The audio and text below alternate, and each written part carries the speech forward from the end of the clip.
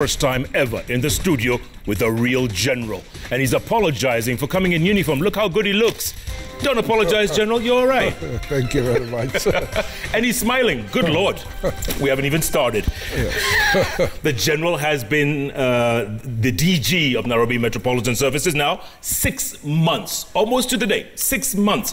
Four key functions were handed over to him. Health, planning, development, transport and public works. General, you must have the hardest job in the world. You've been in the military for most of your life, and you walk into the wild, wild west. Yes. It must be crazy out there.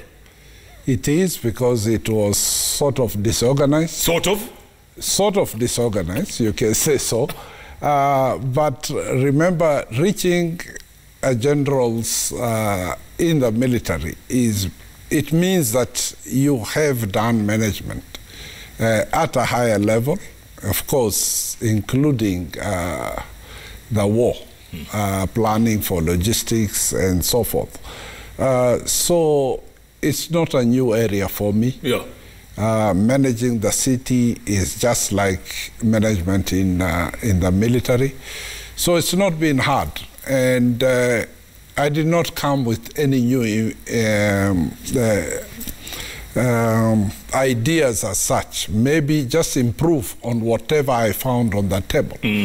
Remember that from the city council days, they have been planned, 5 years plan, 10 years plan. And when things went haywire, remember there was the Nairobi Regeneration program that was headed by Honorable C.S. Balala. Unfortunately, it hit turmoil because of the current politics that were going on. So things took off, but not at the speed because of frustration of politics. And that is why the president decided to appoint me to head over. Yeah. So I actually inherited existing plans. But tell me something, General. When the president gave you that call, and he says, General, I want you to take over the city. I mean, did you think, are you kidding me? Are you crazy? No, he did not. Remember, I was coming from National Defense College.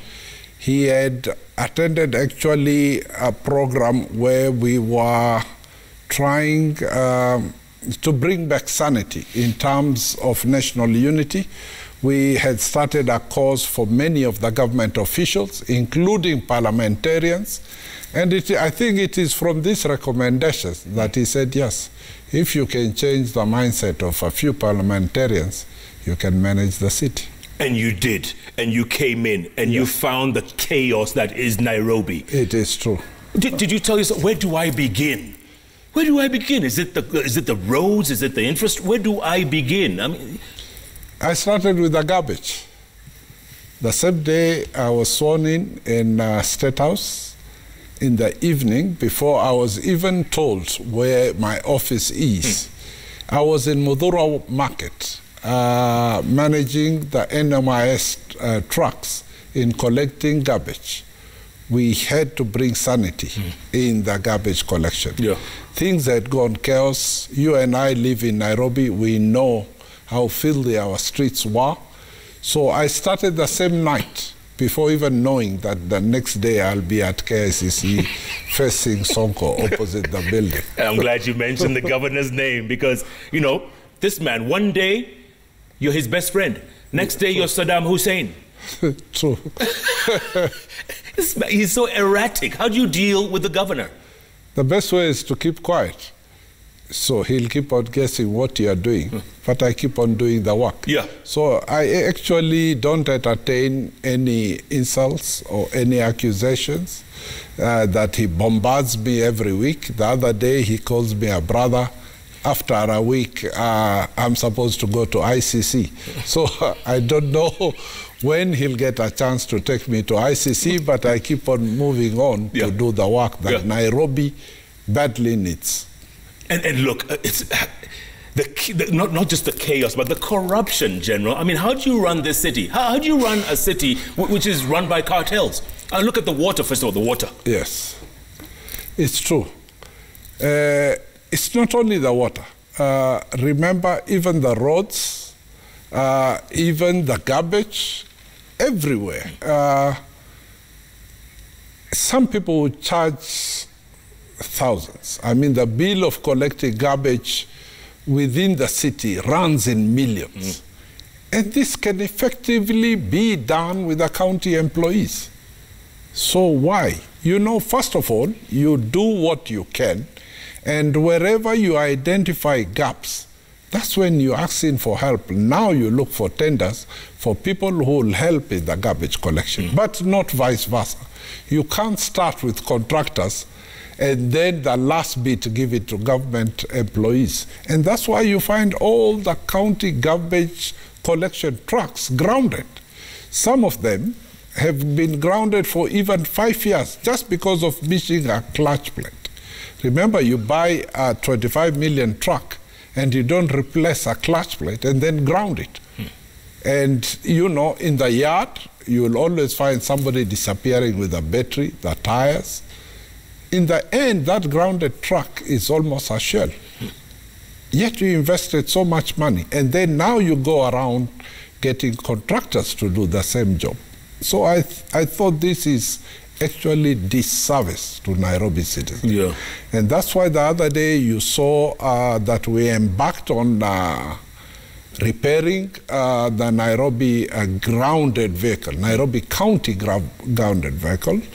I managed to get at least 83 of them repaired at a cost of 22 million, where the bill of only buying those spares had overshot 280 million.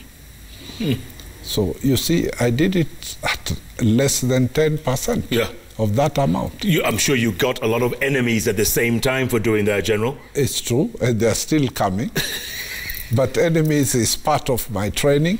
We are taught to fight, so we are taught to deal with enemies. Yeah. So we'll deal with them as they come.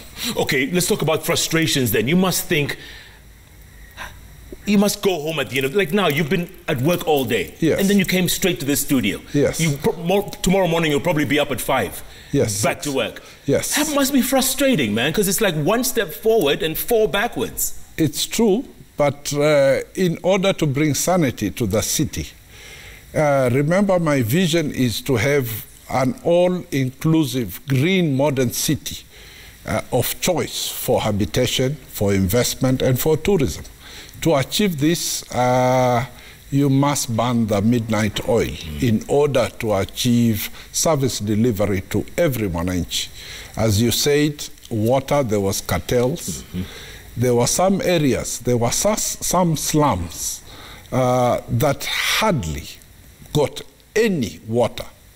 And remember, when I first assessed the slums, they were buying a 20 jerrycan liter between 10 shillings and 20 shillings. Remember, Jeff, that's more than what we pay. If I turn the tap on from Nairobi water, I'd probably pay 1.5 shillings for a 20-liter jerrycan. And yet that poor fellow who lives in the slum pays 20 shillings for that jerrycan. So he pays almost 20 times what you're paying for water. So that's already unfair, Jeff. So we had to get that killed off, regardless who the cartels were. Yeah. I borrowed initially because, you know, I didn't have any funds. For the first 3 months, I operated actually on zero budget because your friend, the governor, had blocked it.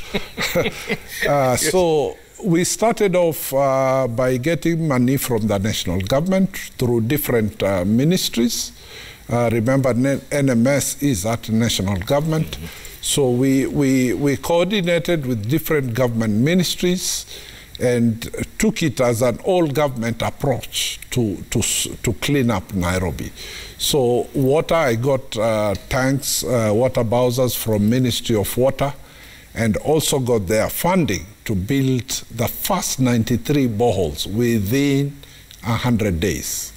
Remember that initially, before, any government contract to build borehole would almost take 6 months and above. But we gave everybody 3 weeks to build. And they did it. And they did it within 100 days. We commissioned the 93 boreholes. I was going to ask you, And I've done 100 more in the next 100. So by end of this week, we'll have 193 boreholes working. Good Lord. Within Nairobi slums, disadvantaged areas, the low, like Jogoo Road and so forth, those estates, areas of Mwiki and so forth, that have disadvantage of water connections. So we have built and have gone outside Nairobi metropolis, even in the disadvantaged areas, to build those boreholes. Yeah. Remember when NMS was created in March, that was the time COVID hit the country.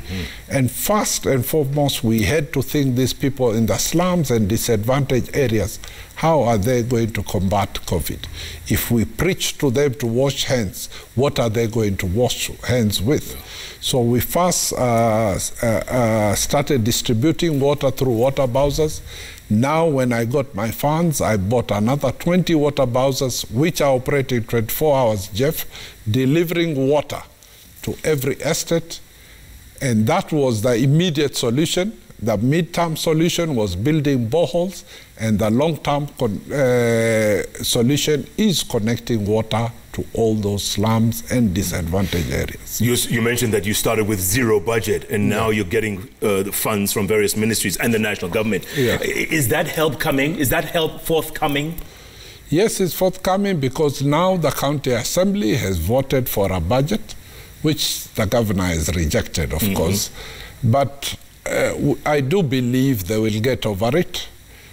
Initially, when I came in, he also refused to give me budget. A few days before the end of financial year, he signed, knowing I'll not make use of the money. He didn't know that I had borrowed it and it was just offsetting what he had signed. So I achieved my targets, and hopefully I know I will achieve in the next financial year. Yeah, the president has brought you two together several times, saying, why can't you two get along? It's true. What's the problem? He believes I'm finishing him politically, but I have no political ambition. I've stated that before. I've told him several times. In fact, he should take advantage of what I'm doing by taking credit of it. But he doesn't. He intends to fight. Yeah. So I think the truth will be known soon. Yeah, he claims he's got the Sonko rescue team, and you guys are, you're encroaching on his territory. Yes, he's distributing water where he should have done it before. He should have plans, not his own personal, but counties. So that's where we differ. Yeah. Yeah. How long are you, how long is your tenure? My tenure is 2 years. 2 years. Yes. And then, obviously, we'll have an election by then, but you think you're going to make it? Yes. I have all the confidence that I will, and I'll be back at the barracks by then. And you have spent 39 years in the military, in the Air Force. Yes. 39 years. This is your almost 40. 40 next year, August. Good Lord. We salute you. We'll take a break, come back. I'm sure there's many questions. Actually, there is a question here. Let me ask you, before we go to break, if you don't mind, Ambassador Anthony Mwaniki, he says, DG, there's an influx of beggars in the city. Car wash on pedestrian walkways in Kilimani, Kileleshwa. Hawkers also in the newly constructed pedestrian walkways along Gong Road. Actually, let's talk about that when we come back. Yeah. Why are there more beggars in the city? What's happening? True. All right. I will. Are you tweeting? Are you tweeting? Tweet at Koinange Jeff at Citizen TV. The hashtag is JK Live. The General is in the house. I know you have a lot of questions. Keep tweeting. Keep asking.